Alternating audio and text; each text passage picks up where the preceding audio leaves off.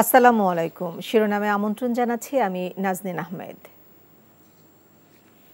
ছাত্র জনতার রক্তাক্ত গণ অভ্যুত্থানের গৌরব গাঁথা বিশ্ব মঞ্চে তুলে ধরলেন প্রধান উপদেষ্টা ডক্টর মোহাম্মদ ইউনূস।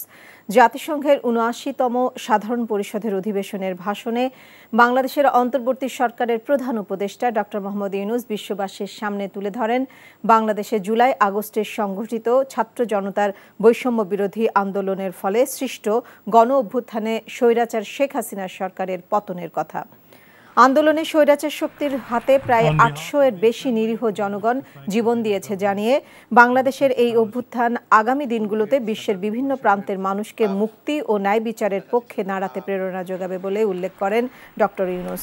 বাংলাদেশের মানুষের আস্থা ও আত্মবিশ্বাস ফিরিয়ে আনতে বিদ্যমান নির্বাচন ব্যবস্থা, সংবিধান, বিচার ব্যবস্থা, জনপ্রশাসন, আইন শৃঙ্খলা ব্যবস্থা সংস্কারে স্বাধীন কমিশন গঠনের কথা ভাষণে উল্লেখ করেন প্রধান উপদেষ্টা ডক্টর ইউনূস। গুম প্রতিরোধে আন্তর্জাতিক কনভেনশনে যোগদানের কথা জানিয়ে বিগত ১.৫ দশকে যেসব গুমের অভিযোগ রয়েছে সেগুলো তদন্তে কাজ চলছে বলে জানান মোহাম্মদ ইউনূস। মিয়ানমারের বাস্তুচ্যুত রোহিঙ্গাদের কারণে বাংলাদেশ সামাজিক, অর্থনৈতিক পরিবেশ ও নিরাপত্তা ঝুঁকিতে আছে জানিয়ে রোহিঙ্গারা যাতে পর্যাপ্ত নিরাপত্তা ও অধিকার নিশ্চিত করে তাদের নিজ ভূমি রাখাইনে ফিরে যেতে পারে সেজন্য আন্তর্জাতিক সম্প্রদায়ের সহযোগিতা কামনা করেন প্রধান উপদেষ্টা। আমাদের ছাত্র ও যুব সমাজের আন্দোলন প্রথম দিকে মূলত ছিল বৈষম্য বিরোধী আন্দোলন, পর্যায়ক্রমে তা গণ আন্দোলনের রূপ নিয়েছে। এরপর সারা পৃথিবী অবাক বিস্ময়ে দেখেছে কিভাবে সমগ্র বাংলাদেশের মানুষ একনায়কতন্ত্র, নিপীড়ন, বৈষম্য, অবিচার ও দুর্নীতির বিরুদ্ধে রাজপথ ও সামাজিক যোগাযোগের মাধ্যমে দৃঢ়ভাবে রুখে দাঁড়িয়েছিল।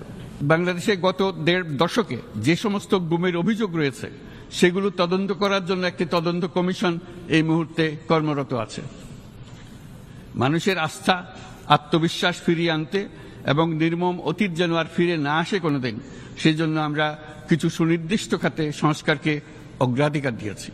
রোহিঙ্গারা যাতে পর্যাপ্ত নিরাপত্তা ও অধিকার নিশ্চিত করে তাদের নিজ ভূমি রাখাইনে ফিরে যেতে পারে তার পথ সুগম করা অত্যন্ত দরকার।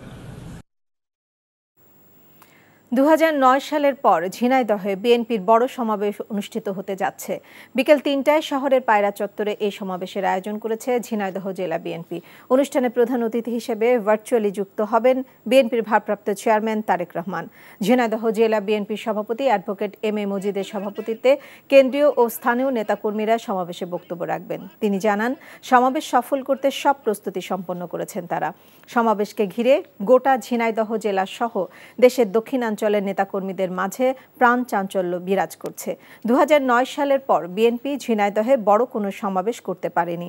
বিএনপির এই সমাবেশ থেকে দলের ভারপ্রাপ্ত চেয়ারম্যান নেতাকর্মীদের প্রতি দিক নির্দেশনামূলক বক্তব্য দেবেন বলে জানান ঝিনাইদহের নেতারা। বাংলাদেশ জামায়াতে ইসলামীর আমির ডাক্তার শফিকুর রহমান বলেছেন, ঐক্যমত্যের ভিত্তিতে অন্তর্বর্তী সরকারের উপর দায়িত্ব দেয়া হয়েছে। তারা যদি ভালো কিছু করে দেশবাসী উপকৃত হবে। শনিবার সকালে চুয়াডাঙ্গায় সাংবাদিকদের প্রশ্নের জবাবে তিনি একথা বলেন।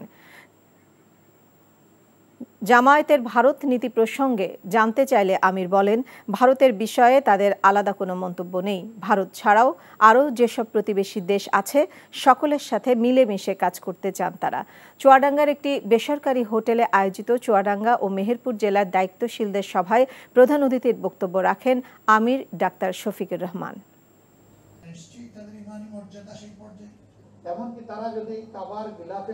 জাতির চেতনাকে তারা যেন ধারণ করেন, ২৪ বিপ্লবের চেতনাকে তারা যেন সম্মান করেন, আমরা তাদের কাছে সেইটুকুই আশা করি।